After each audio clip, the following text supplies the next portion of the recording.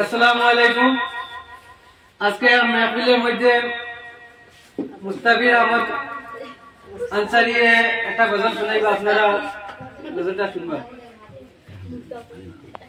আসসালামু আলাইকুম ওয়া রাহমাতুল্লাহ। নামাজ কে বলো না কাজ আছে, কাজ কে বলো আমার নামাজ আছে।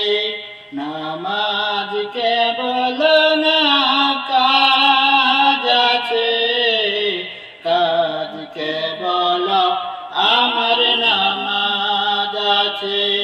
নামাজ বিন পড়ো পারে, কি জবাব দিবে তুমি প্রভুর কাছে।